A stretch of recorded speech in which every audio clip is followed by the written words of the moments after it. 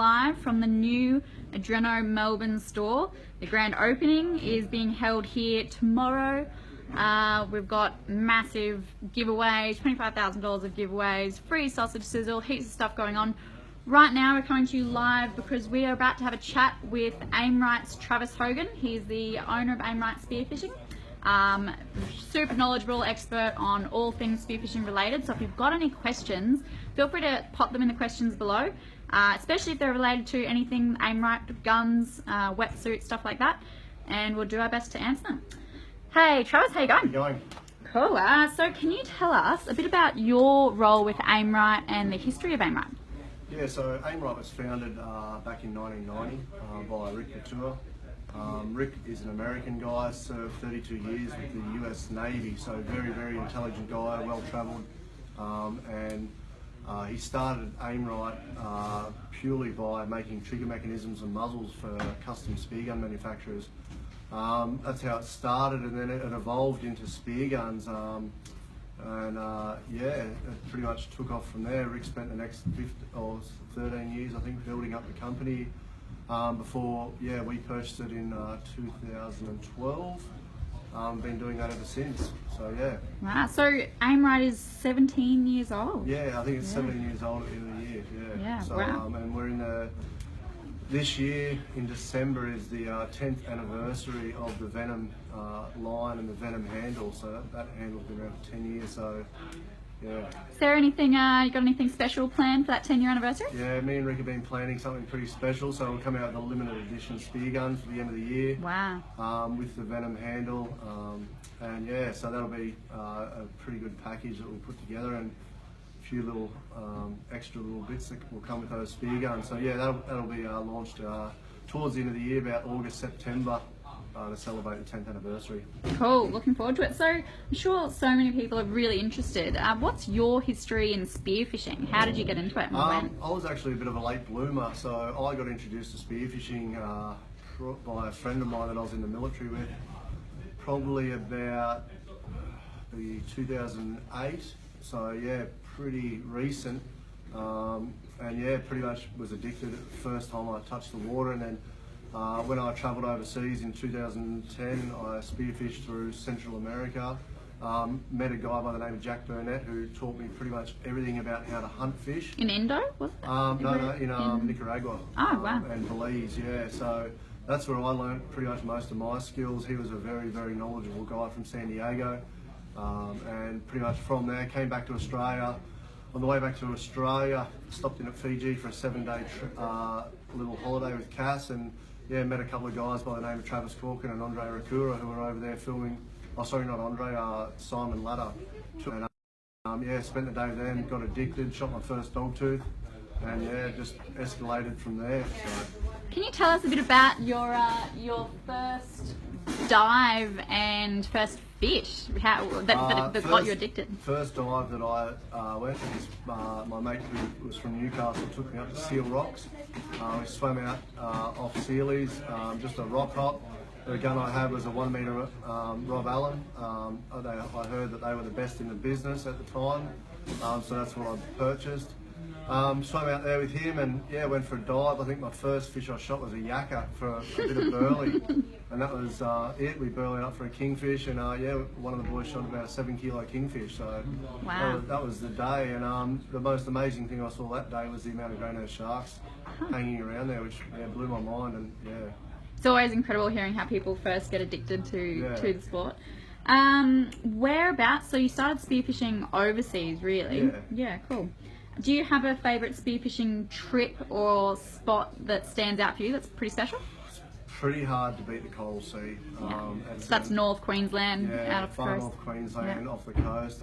Recently, we've been doing a lot of trips up around the Ribbons and up north, and you know, trying to search ground in our own boats. But yeah, Coral Sea trips, the camaraderie that you get on Coral Sea trips, and you know, we've done marlin trips, chasing big 1,000-pound marlin and tuna and that, and me and a few other guys this year, Bryson and that, we're going looking for that aggregation again. So fingers crossed we can find that and get onto some big tuna up there. Awesome. And what setup do you use? Obviously, you're doing a lot of different varied types of spearfishing, hunting lots of different fish. What do you use? Yeah, so I've pretty much got I've got three guns that I use a lot. 85 roller, which is dirty water on the coast, shooting barra, finger mark. You know, nothing over 5 meters viz. That's what we're using up there. Very popular gun at the moment. And then for my reef hunting and, you know, general reef spearing and stuff like that, my Railgun is a 105 King Venom roller. I've become a big fan of the rollers recently. I went back to using a 120 last year for nationals and used a 120 standard setup for about 6 to 7 months, but I've gone back to the King Venom since. I find that the rollers are much more manoeuvrable, versatile, and easy to travel with as well. And then my last gun that I use a lot of, that I've used a lot in the past and shot a lot of good fish with is 140 King Venom. It's also a gun that's responsible for the world record wahoo and dogtooth, holds the current records, and it's also got the record for the largest marlin ever shot by a male and female spearo at 800 pounds. The men's one is. So yeah, pretty versatile blue water gun. It doesn't get the recognition that it does, but yeah, this year we've really stepped it up as far as blue water hunting goes, and that's where the double roller will get used a lot more. Yeah, we've brought one down for display. I'll grab it off the thing. So this is a bit of a project that me and Rick have worked on for probably the last, well, it'd be nearly 12 months. We've put over 100 hours of engineering into this roller muzzle. You know, the design is flawless. And then once we designed the muzzle, we realised that we've built it that heavy duty that we actually had to design a brand new barrel around that muzzle. So we've come up with the Wrath barrel, which is a much, as you can see in comparison with the King Venom, it's a much wider barrel, and it's got a bit more belly, and that's to counteract the buoyancy, or sorry, to make it a bit more buoyant. So in the water, this thing feels like a feather. Very neutral, very easy to manoeuvre, and very, very powerful. And what are they worth? So you've got your basic entry level one, which is pretty much this. We've put some red rubber on it to give it a bit of pop. But yeah, these ones retail for $1,649. Full lifetime warranty, Australian made, you know, built to last a lifetime. And yeah, definitely a bit easy to travel with, because the weight in this thing is probably about 1/3 of your standard blue water gun. So yeah, very easy to travel with. And tell us a bit about that, I guess, Aimrite's famous lifetime warranty, and yeah, what? Yeah, so Rick was a firm believer that, you know, you should never put your name against something that you don't believe in, and you know, we've built our brand around our lifetime warranty. But it's not just, you know, you can go and put a lifetime warranty on anything really, but the thing is, we build these guns, we over-engineer them, we overbuild them, so that when we sell it to a customer, we know there is a very, very, very small chance of that gun ever coming back, and that's why we can offer the lifetime warranty, because we build the guns so well. Yeah, awesome, cool. And tell us just quickly, how do you go about, I guess, so that they're Australian made, what's the process that goes into building them yourself? So we do have a lot of our parts and bits and pieces made in various factories around the world. If we were to make everything from scratch, the factory would be astronomical. So what we do is we select where we can get the best products around the world. So, you know, triggers and stuff and bits and pieces come from the US, like where the best metals are produced. We get shafts from South Africa because they make the best spring steel shafts. A few parts recently we've been getting in Australia, and then we've got barrels that are, you know, made on our mould. So we have a mould somewhere, and the barrels get produced. Once it gets here, we have to do a lot of machining of the barrels and make sure that the parts are all fitting correctly. We have to assemble everything. The triggers and that come from a different factory. The springs come from a different factory. So there's a lot of machining, assembling, and then once we've assembled each individual item, we have to test it. So our handle gets tested 3 times. We test the trigger at I think it's 200 psi, 400 psi, then back to 200 psi. 200 psi is the equivalent to 3 bands. 400 is the equivalent to 6, so that we know that if someone was to, you know, put 5 bands or 6 bands on one of our spear guns, the trigger mech's never going to fail. But we can actually put it up to about 800 psi and it still won't fail. Awesome. And I know that, I mean, that sounds like a lot of work. Do you have anyone helping you? Who does all of that? Yeah, so in the scheme of things, Aimrite's, you know, our guns are out there and we do look pretty big, but we are a very small company at heart. There's myself, I've got 2 juniors that help us out around the factory and do a lot of the rubbers and rounding off and the little bits and pieces. My wife Cassie, she does the books and stuff like that, and I pretty much do the majority of everything else. And then we've also, so once I purchased the business off Rick, Rick was moving back to the United States, and he purchased back America off us, and he runs Aimrite America and US and Hawaii region. Yeah, so, wow. Yeah, so we have probably expanded, you know, a lot in the last couple of years. Yeah. So it's been great. You definitely, I mean, everywhere I look, magazines, world record fish, like Aimrite seems to be the brand that's pretty consistent across all those, you know, quality fish and quality divers. We've just had a question from Christian Cobian, who's asking, what's the ideal size reef gun? It all depends. Like, each individual person is different, so you've really got to find that setup that works for you. Don't sort of go, oh well, he's doing this, so I'm going to do that, because like I find that for myself personally, I find a 105 roller is a perfect reef gun. It's easy to manoeuvre. See, I personally love diving with a shorter gun. So I find I can manoeuvre it around, and then also it's got that range that if we're chasing like your elusive fish like your buffalo emperor, Maori sea perch, yellow lip, you know, you've still got that range, but you're able to track that gun a lot quicker. Some guys prefer like a 120 with twin 16s and a single wrap, but you know, you've got to find what works for you. But yeah, it's I find a 105 roller is perfect for myself. 105 roller, yeah. And Daniel, on our last live video, he asked what the best carbon gun is, and Daniel, I mean, I'm sure I speak on behalf of most of us here at Adreno when, I mean, Aimrite really, as you can kind of see, stand out. So tell us a bit about, carbon guns. What's the benefit of carbon guns? So the benefit of carbon is aluminium guns, they have a tendency, if they're not looked after, they can corrode. They're not as strong. The thing with carbon is you can build a much stronger gun with a lighter barrel, but I think that's where some that's what we don't want to do. That's why if you look at an Aimrite barrel, our barrels are about our thinnest barrel is about 2.8 millimeters thick, compared to some that, you know, might be around the 1 millimeter thick. So we build them really strong because you want the carbon, although it's light, you still need it to be heavy enough to absorb some of that recoil, and that's the difference between an aluminium gun and a carbon. Carbon absorbs recoil a lot more than aluminium will. On our last video from Wayne, he's asking about spear guns for lefties. There are guns now on the market that do come with a left and right-handed grip.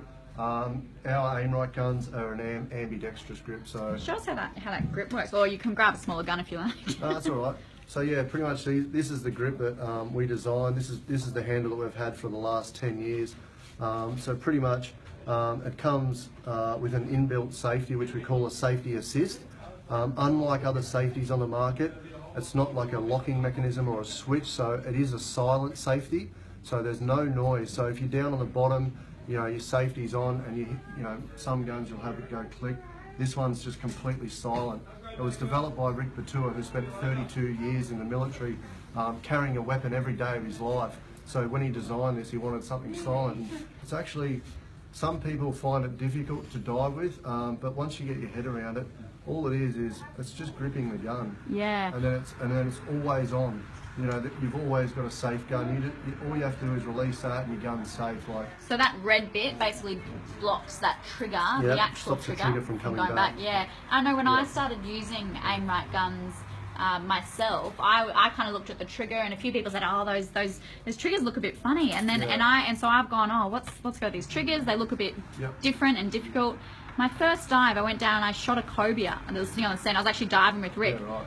And I just didn't even have to think about the safety, because when you squeeze the handle, honestly, give it a couple of dives, you know, and you won't even notice it's there. Yeah. Some guys don't like it for the fact that when you put your shaft back in your trigger mechanism, you've got to actually disengage the safety. But the reason I really like that is, I'm not sure, like I'm pretty sure we've all done it. You've gone to load your spear gun and the shaft flies out. when you load this spear back in, you can actually hear an audible click, and so you know every time you've locked that trigger, shaft in 100%. Yeah, awesome. We have a question here from Daisy asking, what are your thoughts on pneumatic guns? We don't see much of them in Australia. Honestly, to be honest, I haven't had much to do with pneumatic guns. I know that there's a really good market for them up in Cairns and that, because, or Queensland as such, because you're allowed to shoot your crayfish, and you know, you get for, I think it's 150, 200 bucks, you get a great little compact gun that you can stick up the hole. So I have used them before for that application, and they work great. In the bigger lengths, I can't honestly comment because I've never used them. Daisy, we've actually got a blog on our blog about the difference between pneumatic guns. So if you want to check that out, it's really useful. It goes through everything from servicing to the fact that you've got to change rubbers on a rubber powered gun and you don't on a pneumatic. They're great for being in caves and, like Travis said, hunting under coral plates for those crayfish. Really helpful for that. So yeah, check out that blog, Daisy. We also had Louis ask, what's the smallest Aimrite roller? The smallest roller we do is an 85 centimetre roller. So is that do you have an 85 centimetre gun there at all? Let's grab one. There's one over here.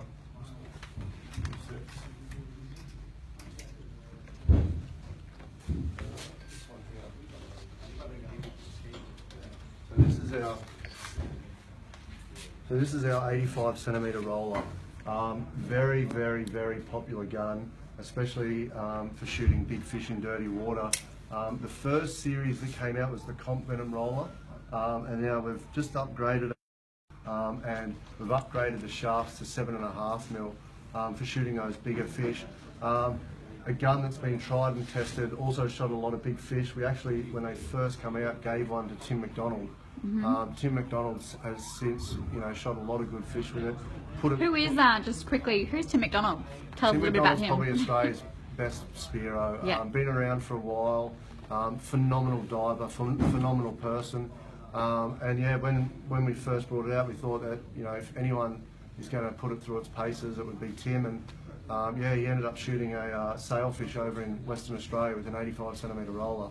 Yeah. So yeah, he's definitely put it to good use, and perfect gun for hunting. I guess down here in Melbourne it'd be fantastic as well. It's a great little gun. Shooting all your southern species. Really easy to manoeuvre. So. You've answered a couple of these questions here. Timothy's just asked. So he said rollers are becoming ever so popular now in Australia and worldwide. Great advantages with the roller, but what are your thoughts on a roller? And yeah, how do they work? I think is a question that a lot of people want to know. So the difference between, say, a standard setup and a roller is that if I put, say, these two guns side by side, very similar length, with the standard setup, your bands lose their elasticity at about 3/4 of the gun. So you're really effectively only propelling the shaft from the notch, up to here. The rollers use the full length of the barrel. So you're literally propelling the shaft from pretty much where the bridle's sitting there to the notch. Yeah. So, with that, the shaft's flying a lot quicker. You get more range. So we actually put a double wrap on, because if you're shooting a single wrap, it'd be sort of, you wouldn't really be getting the maximum effectiveness out of a gun. So yeah, they're very compact. How many meters will they shoot? Is it I think when we first pull tested the 85 roller, we had it shooting 5.5 meters. Wow, yeah. And what's that, compared to a normal gun? Well, yeah, you're probably going to be looking at about a 110 for the same effective range. Yeah. So yeah. Wow. So thanks for that question, Timothy. Yeah, so they also Trevor's wondering about pretensions. What are pretensions, and what do you find the most effective ones? So every roller is different. Like you'll find that Manny sets his rollers up different to us. It's all just, I guess, experience based. There's no right way or wrong way. It's just all how the manufacturer of that spear gun sets their rollers up. So the best thing to do, if you're going to go and buy, say, one of our roller heads or a roller kit, speak to a spear gun manufacturer that's been building these guns for the last few years, because a lot of guys, where they go wrong is they go and build themselves a roller. It's not set up correctly. They have a bad experience, and all of a sudden, they're off rollers completely. So speak to us. Like, I'm happy to help anyone. Doesn't have to be our product as such, but speak to someone that has knowledge on what they're doing. So what is pre-tension? So pre-tension is the amount of tension that your bands are under as when they're at rest.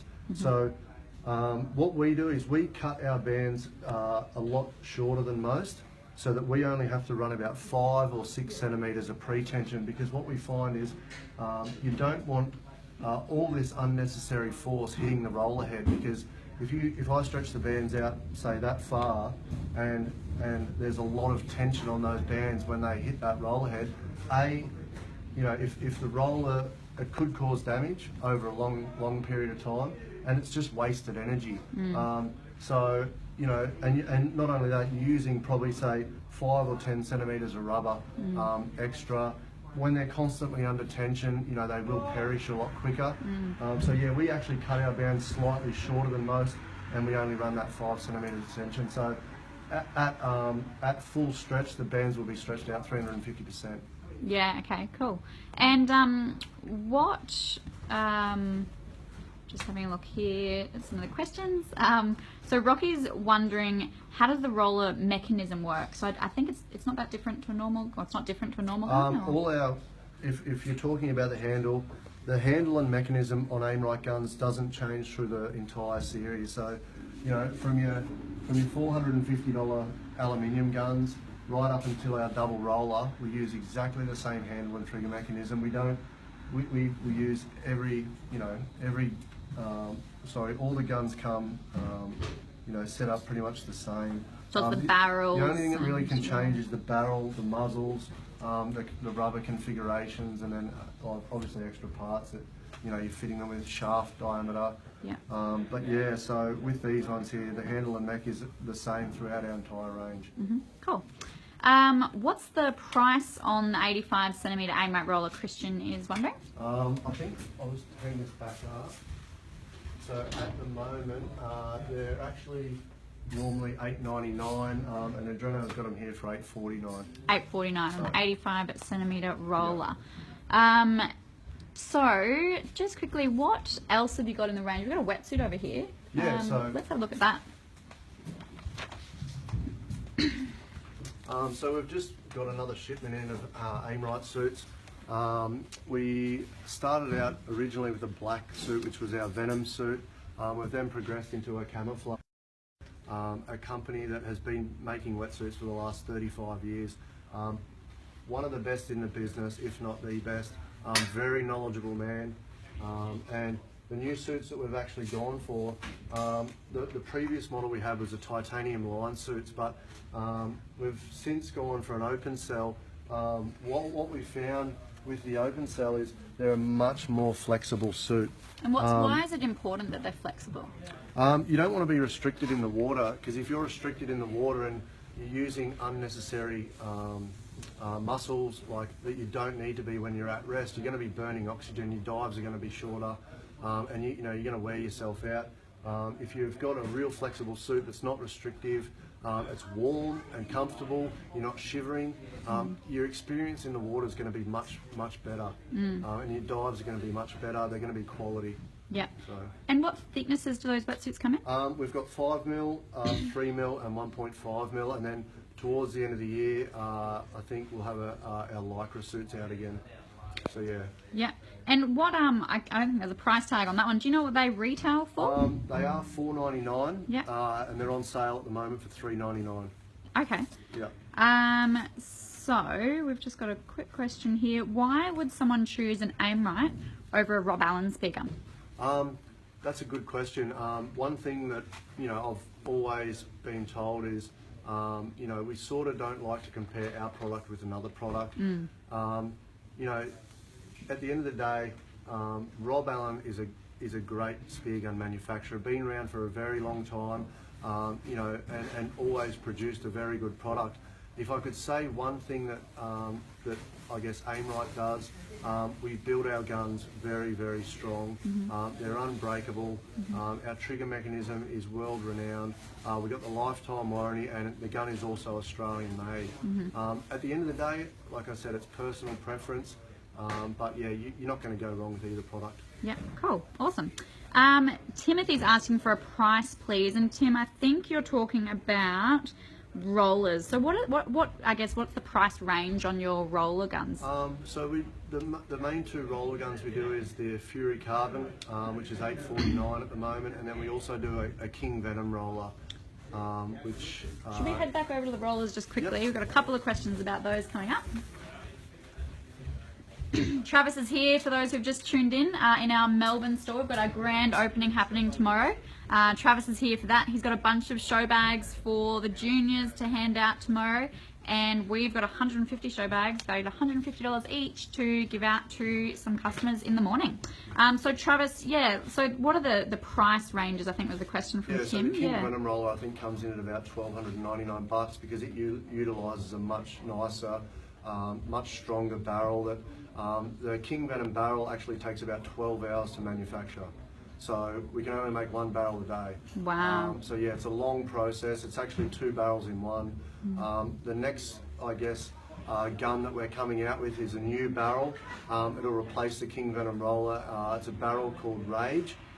We've actually been working with one of Australia's premier carbon manufacturers in spearfishing, who helped us design the barrel. The first sample's due any day now. We have tested a similar barrel, which everyone has given their tick of approval. So we're just waiting on that sample to arrive.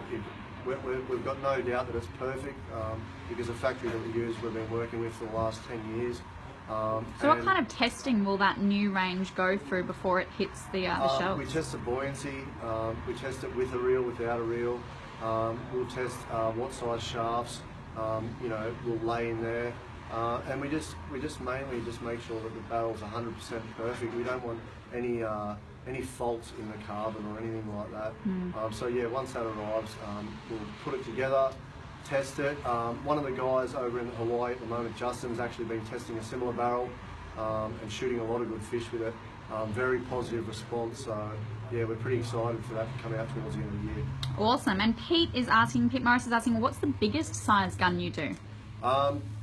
Biggest gun we do a 150 King Venom, which is... What's this one on the wall here? How big's that? This is a 135 double 135, roller. so bigger than that. So the double roller we can make in a 125 up to a 145, any size. If you wanted a 126 or something, we could make that. But yeah, we find that the 130 is the most popular size. Because you can travel around the world with it very easily. It's not too long in your spear gun bag. The shafts aren't, ridiculously long. So yeah, that's probably been our most popular size in that gun. Cool. And Andy is asking, why would you go a larger roller over a larger, say, King Venom railgun for blue water?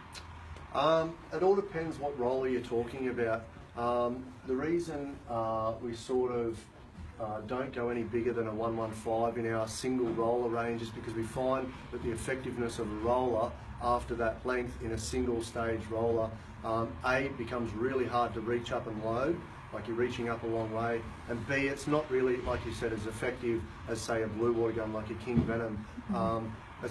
King Venom is a really hard gun to go past for blue water, especially if you're not out there targeting like massive marlin or dogtooth. You're shooting wahoo, you're shooting big Spanish mackerel, you're shooting the odd tuna, and you might encounter a billfish. Then a King Venom will do everything that it needs to do. Yeah, so you don't really need a roller gun for blue water. No, yeah. The double roller that we've designed is purely for big blue water fish. Like I'm talking 100 kilo dogtooth, 500 pound marlin. That's what we're using this gun for. So if you're not shooting, or you're not specifically targeting any of those fish, a King Venom will do the job any day of the week. I've just actually noticed something on that double roller. You've got a double flopper, is that right? Yeah, so it comes with standard with a double flopper shaft. Once you upgrade to the Blue Water series, it comes with a 8mm shaft and a slip tip. Yeah. And then once you upgrade to the custom graphics package, you get custom graphics on the barrel. So what's custom graphics? How's that what we do is we've got a guy in Cairns who specialises in hydro dipping, and what he does is we can he'll take back the shine off the barrel, prep the barrel, prime it, and then hydro dipping is a process where they lay out a film on the water, spray paint, and then they dip the barrel in and it comes out with a pattern on it. The pattern that we're running at the moment is a snakehead pattern, which ties in well with our Venom series. Cool, awesome. So we've also got a question here from Gabrielle. He's asking which one is easier to set up as a first gun. I think probably, I mean they're all just ready to use off the shelf, aren't they? Yeah, so all our guns come ready to use. Just jump in the water and start. There is a lot of discrepancy amongst the spearfishing community. People saying you don't need a roller as your first gun. Some people say you do. The thing that I would advise, is start out with a standard setup, and you can always put a roller head on it later. Okay. So yeah, that's what I'd recommend. Yeah, cool. And got a question here from Taj. He's just said wongs? Question mark. Wongs? Yeah. Very elusive species. Yeah, they're a very elusive species. You definitely want to be using the double roller for them, that's for sure. Double roller, 9.5 mil shaft, I think is what Taylor. Yeah, you got to make sure you get nothing but. Make sure you're running about 3 or 4 floats as well. Cool, awesome. Alrighty, well we might wrap it up there. We're going to do another live video with you, I think probably tomorrow, and we might just go through everything to do with roller guns. Really focus on single roller, double roller, all of those things, because that's really interesting stuff. Just a final quick question here from Isaac. What's your PB Wong, Trav? PB Wong, I was lucky enough, the stars aligned, and one day I didn't actually get a weight on it, but I think it was around the 15-16 kilo mark. Incredible. Yeah, biggest set of lips you've ever seen. Sorry, we were going to wrap it up. Todd, what's the best sort of roller for shallow, clear water reef? He's up in the Whitsundays. Okay, up in the Whitsundays, if you're diving shallow reef, probably like around the 95 mark I reckon you'd get away with, especially if the water's a bit cleaner. If it's constantly dirty, like under that 5 meters viz, yeah, the 85 is what you probably want to be looking at. But if you do get the clear water, diving the shallows, yeah, definitely the 95. Awesome, cool. Yeah, so guys, it sounds like you are all really keen to hear more about rollers, so let's tune in tomorrow and do another live video with Travis. You can click follow on these live videos, which means you will get you can get notifications when we're doing another live video, and you can come back later and always re-watch these videos on our wall as well as a replay. So thanks so much for your time. Thanks, guys. Travis. See you later. We'll see you later. So guys, just a quick wrap up. The grand opening happening here tomorrow at 9 AM. The doors open, but I mean, last year when we opened our Sydney store, we had 500 people lined up, and people were getting there at 6. We've got 150 gift bags to give away. They're valued at $150 each, and all you need to do is be lined up, and the first 150 people who are lined up will give them a ticket, and then they can come into the store, look around, and when they make their purchase they can actually claim their gift bag at that time. Anyone who makes a purchase also gets 10 tickets to put into, there's a heap of prizes, thousands and thousands of dollars worth of prizes. They can put their tickets into any of the draws that they want to choose, so they can choose their prize. And yeah, heaps of other gear up for grabs tomorrow. So see you guys tomorrow at the grand opening.